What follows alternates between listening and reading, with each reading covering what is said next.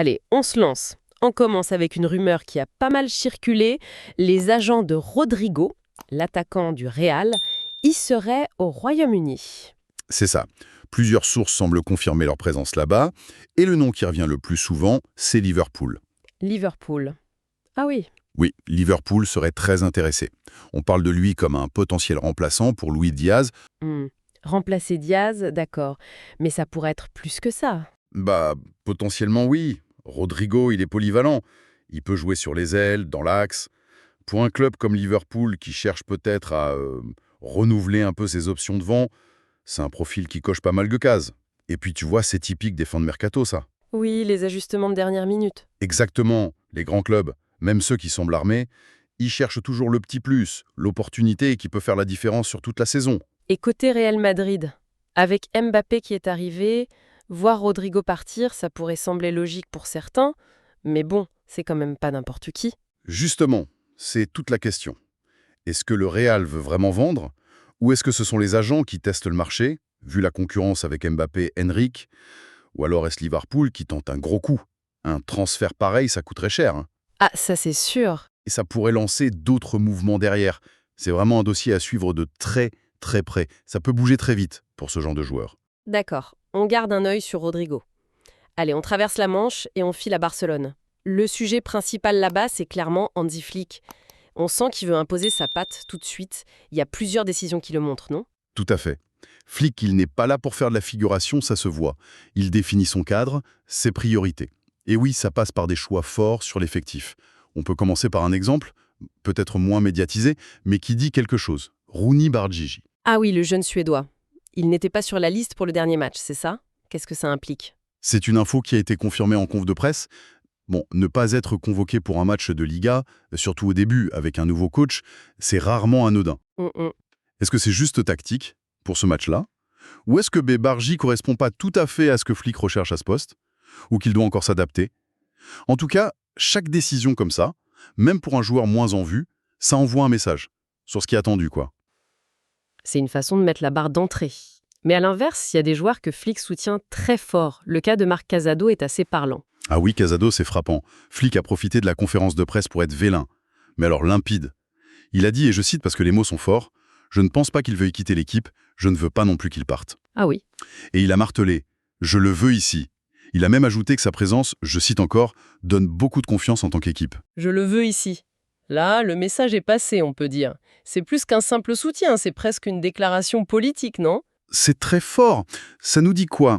D'abord que Casado, pour lui, c'est pas juste un jeune qui monte. C'est déjà un élément important pour l'équilibre, la solidité, peut-être pour sa discipline tactique, sa récupération, ou juste son rôle dans le groupe, issu de la Masia. Et le fait de le dire si publiquement? Ça montre que Flick assume ses choix, il désigne ses hommes de base, c'est bon pour le joueur, bien sûr, ça le conforte, mais c'est aussi une affirmation d'autorité face aux rumeurs, aux intérêts extérieurs. Il dit, lui, il fait partie de mon noyau. On voit bien le contraste avec Bargy, effectivement. Très clair dans ses choix.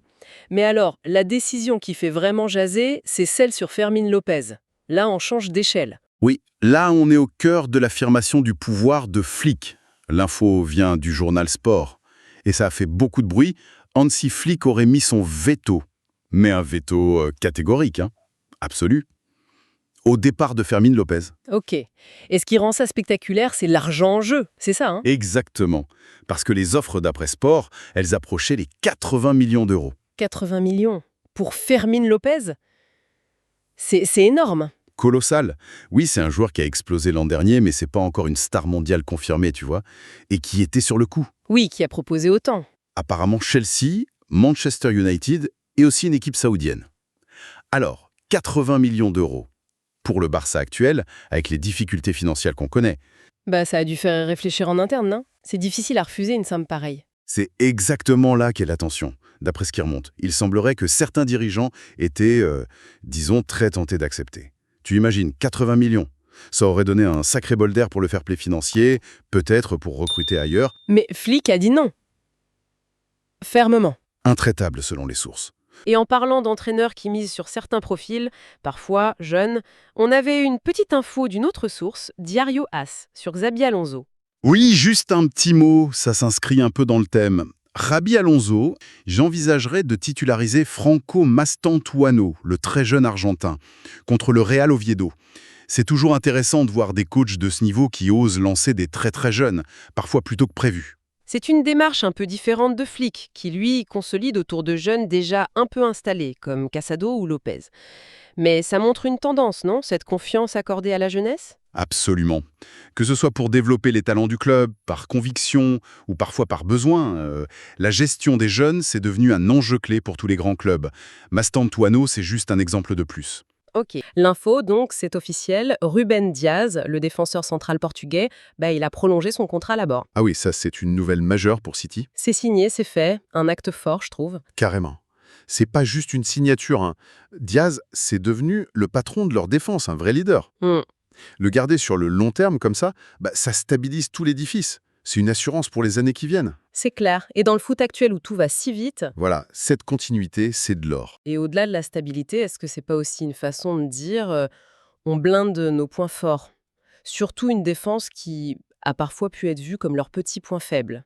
C'est une excellente lecture. C'est pas juste maintenir, c'est vraiment renforcer, consolider un secteur clé, vital dans le système de Guardiola. Mhm.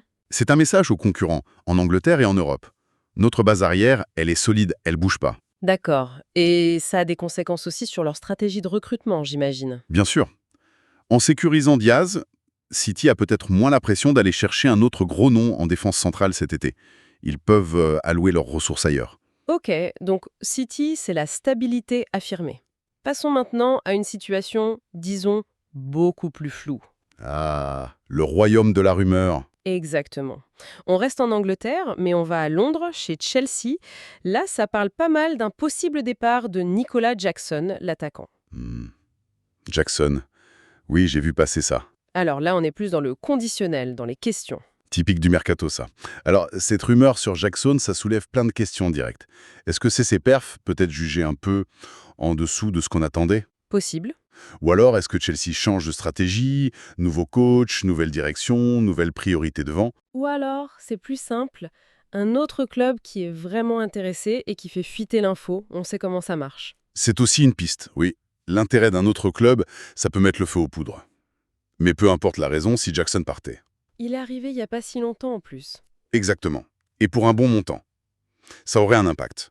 Bon, on quitte Chelsea, on reste en Angleterre, mais on change de Manchester, direction United. Ah, United. Toujours beaucoup d'attentes là-bas. Et apparemment, il s'active pas mal en coulisses. Nos sources disent qu'il bosse sur le dossier d'un jeune gardien belge, Sen Lamens. Lamens, ok. Et qu'il vise aussi un milieu de terrain allemand, Angelo Stiller. Là, on parle de négo. D'accord, deux cibles, c'est intéressant. Ça dessine peut-être un peu leur stratégie. Lamens, jeune gardien. Ça sent la prépa pour l'avenir, non? Oui, un numéro 2 en formation ou pour intégrer doucement, un pari sur le potentiel. C'est ça. Et Stiller, milieu de terrain, c'est un peu vague. Est-ce qu'on sait quel profil il cherche? Plus de contrôle? Un relayeur? Un récupérateur? Qu'est-ce que ça dit? Alors, Stiller, si on se base sur son profil connu, hypothèse, c'est plutôt un joueur reconnu pour sa qualité de passe, sa vision du jeu, depuis une position assez basse. Ah oui, Donc, ça pourrait vouloir dire qu'ils veulent renforcer la construction du jeu depuis derrière. Améliorer la première relance, faire mieux remonter le ballon. Ce serait très ciblé comme recherche, hein. d'accord. Donc, pas juste un nom, mais un profil précis pour un besoin identifié. Mais gérer ces deux dossiers en même temps, un gardien et un milieu, ça doit être compliqué, non? Ah oui, c'est du jonglage permanent. Chaque négo a sa propre vitesse, ses acteurs, ses blocages financiers ou autres. United doit avoir des priorités. Laquelle est la plus urgente? La plus facile à conclure? Exactement. Et ils doivent sûrement avoir des plans B au cas où. Mais le fait que ces deux noms sortent, ça montre qu'ils avancent sur plusieurs pistes. Allez, on quitte l'Angleterre, on va voir ce qui se passe en Italie et en France. D'abord l'AC Milan. D'accord. Là, il semblerait qu'un accord soit vraiment imminent pour l'arrivée de l'attaquant Victor Boniface, probablement de Leverkusen, on imagine, contexte ajouté. Et la formule, ce serait un prêt. Boniface à Milan en prêt. Ouais, c'est intéressant comme montage. Le prêt, c'est souvent pour limiter le risque financier au début. C'est ça. Peut-être que Milan veut le voir à l'œuvre en Serie A avant de sortir le chéquier pour un transfert définitif. Ou alors, le club vendeur veut pas le lâcher complètement, mais accepte qu'il aille chercher du temps de jeu ailleurs. C'est assez malin de la part de Milan, non? Choper un joueur qui a montré de belles choses, contexte ajouté, sans s'engager financièrement à fond tout de suite. Oui, c'est une approche smart. On voit ça assez souvent en Italie, où les budgets sont peut-être un peu moins extensibles qu'en Première Ligue. C'est vrai. Le prêt avec ou sans option d'achat, c'est un outil précieux pour rester compétitif sans se mettre dans le rouge. Pour Milan, Boniface, avec son profil physique, sa percussion hypothèse sur profil, ça pourrait bien compléter leur attaque. Et pour finir, un petit mot sur Paris. Le PSG. Il est rapporté que Kivica Kvaratskhelia est absent du groupe. Ah oui, Ouais, apparemment lié à son état physique, sa santé. Pas forcément une grosse blessure, mais il n'est pas dispo. ça c'est un bon rappel d'un truc qu'on oublie parfois dans le mercato, la condition physique des joueurs. C'est la base de tout. C'est clair. L'absence de Kvaratskhelia, même si c'est temporaire, ça montre bien comment un pépin physique peut chambouler tous les plans, même pour un club comme le PSG. Surtout un joueur comme lui. Un talent fou, potentiellement une pièce maîtresse de l'attaque. Son absence, même courte, ça doit avoir un impact sur la prépa, non? Surtout si son nom a circulé pendant le mercato. Ah bah oui, si un joueur clé est pas à 100%, ça limite direct les choix du coach. Et si ce joueur était au cœur de rumeurs, sa condition physique devient un enjeu majeur dans les discussions.